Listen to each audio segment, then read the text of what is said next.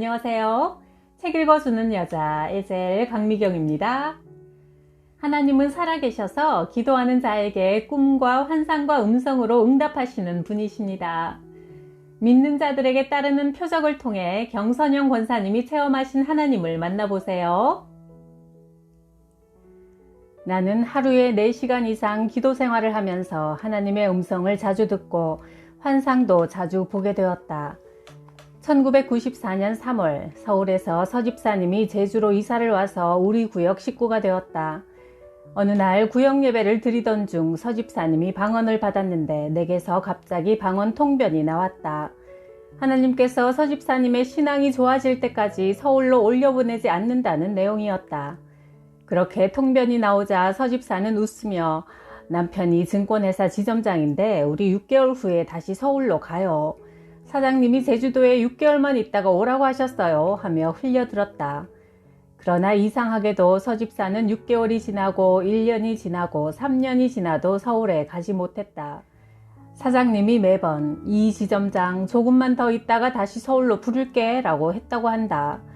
지금까지 지점장을 그렇게 제주도에 오래도록 머물게 한 적이 없었다. 서집사는 예전에 내가 전한 통변의 말씀이 이루어져 신기하다며 말씀과 기도 봉사에 열심을 내는 성도가 되었다. 6개월이면 서울로 떠난다던 사람이 4년 후에야 여의도로 발령을 받아서 이사를 가게 되었다. 우리는 아쉬운 작별을 하고 서집사는 여의도 순복음교회 지역장으로 열심히 봉사 중이다. 1994년 9월 추석을 앞둔 어느 날 친구가 자신이 운영하는 식당에서 점심을 먹자며 나오라고 했다. 친구가 조심스럽게 말했다. 우리 식당 단골 손님 중에 아들이 초등학교 4학년인데 병명도 모르는 심한 피부병에 걸려서 몇 년 동안 학교도 다니지 못하고 누워만 있어. 그러니 네가 가서 기도 좀 해줘. 그래서 나는 그 아이의 집을 방문했다. 집에는 아이와 어머니 둘만 있었다. 아이는 살이 쓰라려서 온몸에 실오라기 하나 걸치지 못한 채 누워 있었다. 아이는 누워서 가엾게도 떨고 있었다. 그 아이의 상태는 마치 닭껍질을 벗겨낸 것처럼 눈과 손 발톱만 빼고 모든 피부가 다 벗겨져 온몸이 피가 비치는 빨간색이었다. 아이의 상태를 보자 참 난감했다. 과연 이런 심한 병이 기도한다고 나을 수 있을까? 부정적인 생각마저 들었다. 아이의 어머니는 시인이고 아버지는 고등학교 교사였다. 수년 전부터 피부병을 앓아 치료비로 많은 재산을 날렸고 무수한 은사사역자들이 기도해주며 돈을 요구했다고 한다. 아이의 엄마는 성당을 다니고 있었다. 아이는 내게 눈물을 글썽이며 말했다. 왠지 아줌마가 기도해 주시면 꼭 나을 것 같아요. 내 바지에는 아이에게서 떨어진 피부 각질이 하얗게 붙어 있었다. 나는 아이가 불쌍해서 뜨겁게 기도했다. 그런데 기도 중 아이의 엄마 표정이 험악하게 변하면서 뱀처럼 혀를 날름거리는 게 아닌가. 아이의 엄마 속에 있던 악한 영이 드러났다. 그러자 성령께서 말씀하셨다. 아이가 피부병으로 고통받는 것은 어머니 때문이다. 아이의 어머니는 계속적으로 간음죄를 짓고 있다. 나는 곧바로 아이의 엄마에게 말했다. 하나님께서 10계명의 7계명을 범하였다고 말씀하시네요. 그것을 알고 계시죠? 회개하셔야 합니다. 그 죄 때문에 아이가 고통을 받고 있습니다. 내가 말을 전하자마자 아이 엄마는 고개를 끄덕이며 인정했다. 둘째 날 기도를 하고 상태를 보니 아이의 손과 발에 새살이 나오기 시작했다. 그렇게 3일을 기도해주고 돌아왔다. 아이와 엄마는 우리 집에 보름 후 꽃을 들고 찾아왔다. 아이의 피부를 보니 뽀얀 우윳빛 살결로 완전히 나아 있었다. 아이와 엄마는 고맙다고 감사드리러 왔다고 했다. 나는 이 일을 통해 부모의 죄값이 자손 3, 4대까지 미친다는 출애굽기 20장 5절 말씀이 사실임을 생생히 실감했다. 그리고 또한 우리가 회개하고 죄에서 떠날 때 용서하시고 문제를 해결해 주시는 은혜도 보았다.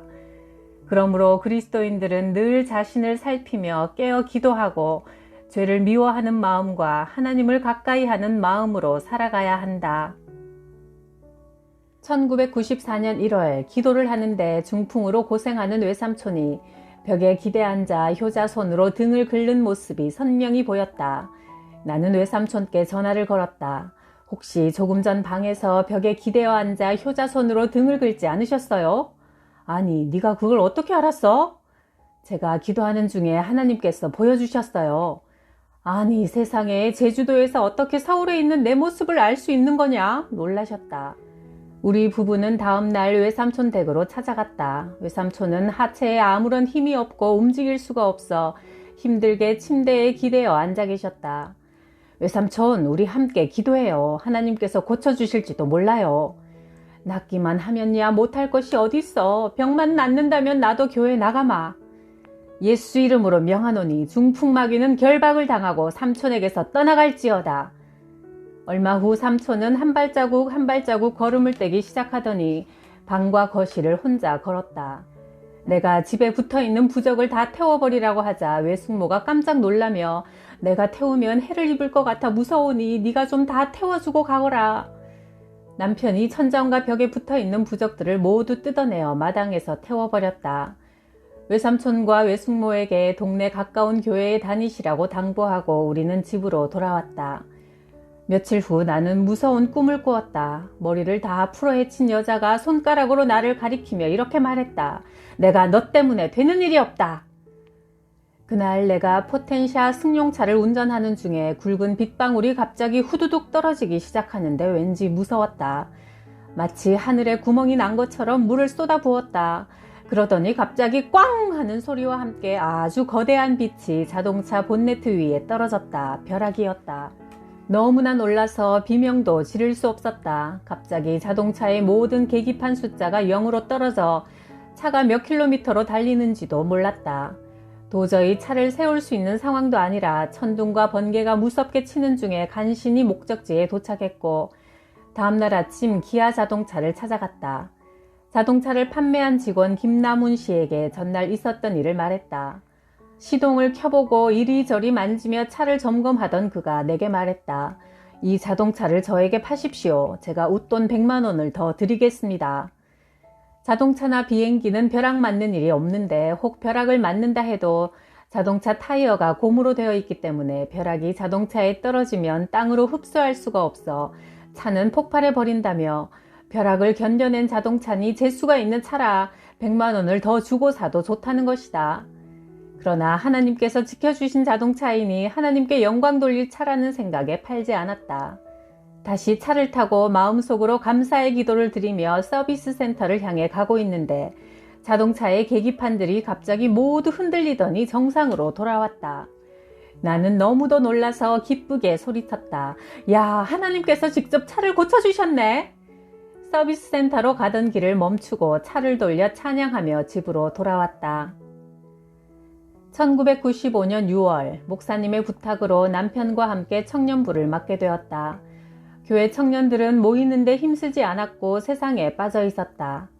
어느 날 서귀포에 있는 다른 교회에서 열리는 부흥회에 5명 청년들과 우리 부부가 차 2대 나누어 타고 참석했다.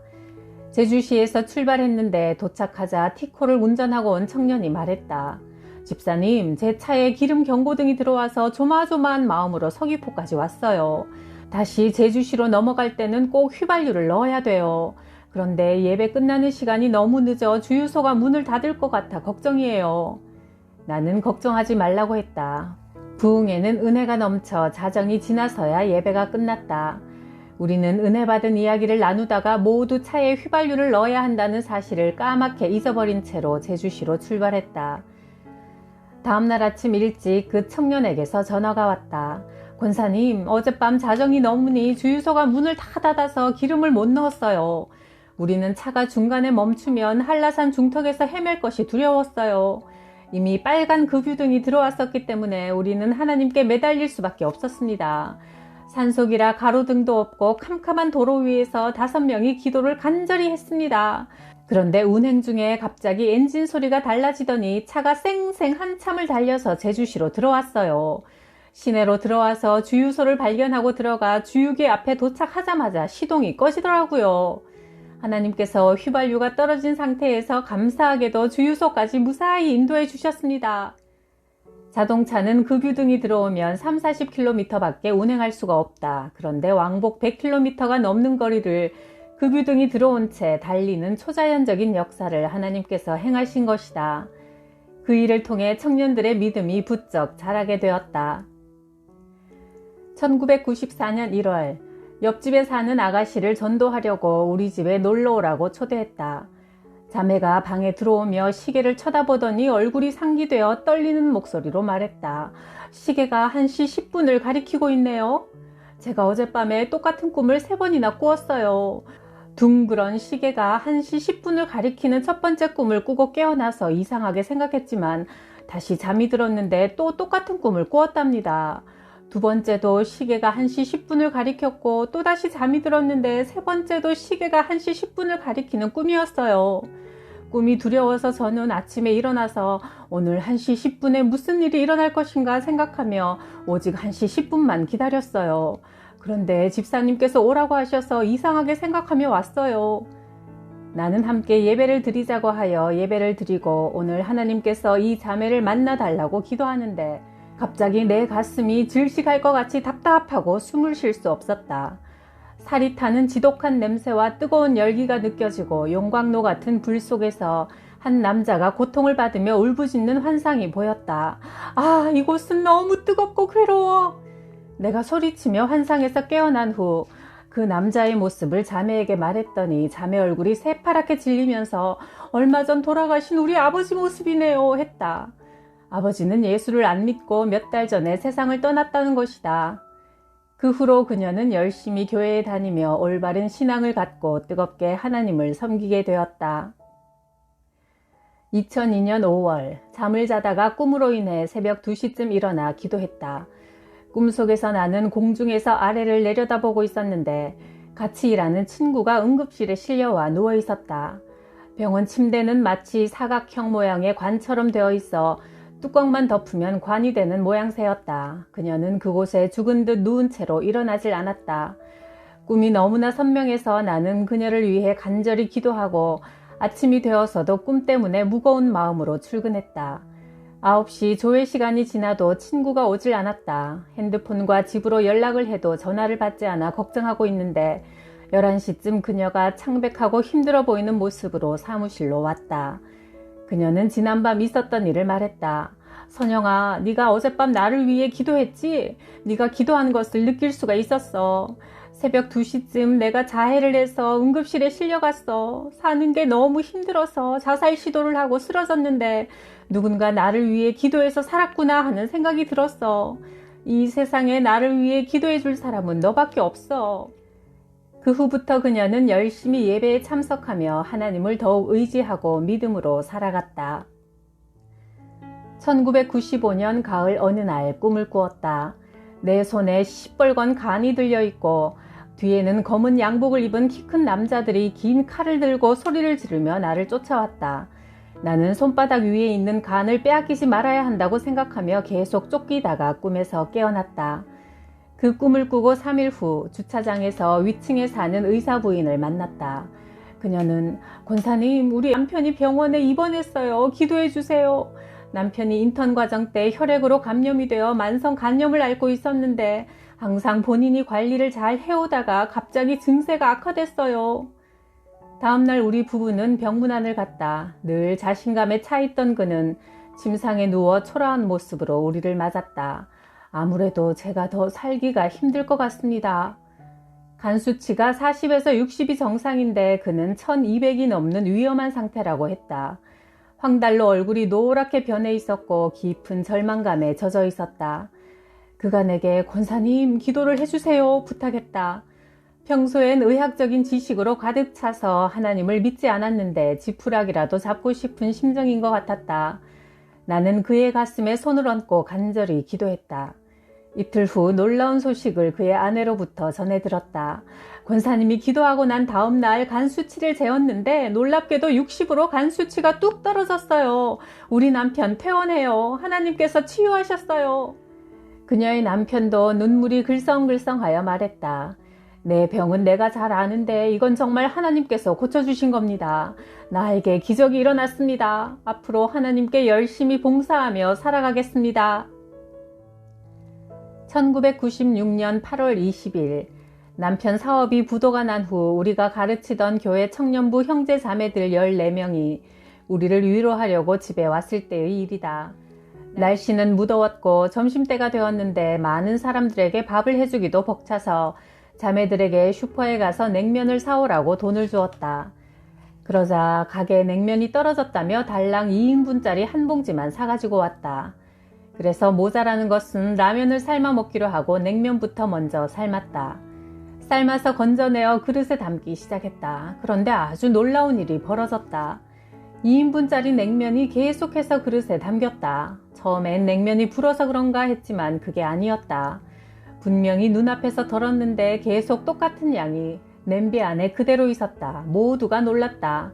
한 그릇, 두 그릇, 세 그릇, 14그릇 모든 사람이 배불리 먹을 수 있었다. 그리고도 1, 2인분 정도가 남아있었다. 현실적으로 불가능한 일이 일어난 것이다. 무엇으로 어떻게 설명할 수도 없고 논리적으로 맞지도 않는 상황이 벌어졌다. 청년들과 우리 가족은 하나님께 깊이 감사드렸다. 성경 속에 있던 오병이어의 기적이 지금 우리 가정의 삶 속에 나타난 것이다. 부도의 아픔 가운데서도 소망을 갖게 하시고 하나님께서 여전히 함께 하신다는 표적을 보여주신 것이다. 1998년 1월 엄집사님께서 커다란 전복 2개를 갖고 오셔서 전복죽을 해먹으려고 쌀통을 여는데 갑자기 우리가 마지막으로 쌀을 사온 것이 넉 달 전이라는 사실이 생각났다. 그동안 우리 집에서 식사를 한 사람이 구역 식구들과 청년부 형제자매를 비롯해 좋기 수백 명이 넘을 것이다. 하나님의 은혜가 아니라면 도저히 있을 수 없는 일이었다. 우리가 부도가 나서 힘든 상황에서도 성도들에게 식사를 제공할 때마다 하나님께서 함께 하셔서 오병이어의 기적이 우리 집에 임했다. 언젠가 들었던 조용기 목사님의 설교가 생각났다.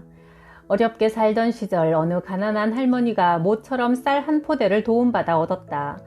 그런데 11조도 내야겠고 아이들 밥도 배불리 해주고 싶어서 마음속에 갈등이 생겼다. 모처럼 얻은 귀한 쌀인데 그냥 우리가 다 먹어버려도 하나님은 이해해 주실 거야. 아니야, 그래도 하나님께 감사하는 마음으로 10분의 1은 갖다 드려야지. 밤새 고민하다가 새벽에 쌀을 퍼담아 들고 이고 교회로 가는 길에 그만 돌부리에 걸려 넘어져 버렸다. 아까운 쌀을 흙바닥에 쏟아버리고 말았다. 할머니는 마땅히 하나님께 드려야 할 것을 고민했던 자신을 뉘우치며 눈물로 쌀알을 주워 담아 교회에 바쳤다. 그런데 이상하게도 그 후부터 할머니네 집에 쌀독에 담겨있던 쌀이 먹어도 줄어들질 않고 퍼면 또 나오고 이제 떨어졌나 싶어 퍼면 또 나와서 다음 쌀이 들어올 때까지 온 식구가 배불리 먹을 수 있었다. 예나 지금이나 우리의 믿음이 적어서 문제지 하나님은 자녀들에게 풍성한 기적을 베풀고 계신다. 하나님을 믿고 기도하는 자에게는 참으로 다양하고 놀라운 일들이 일어납니다. 그 신바람 나는 기적의 주인공들이 다 되세요. 구독, 좋아요, 댓글로 사랑의 기적을 베풀어 주셔서 감사해요.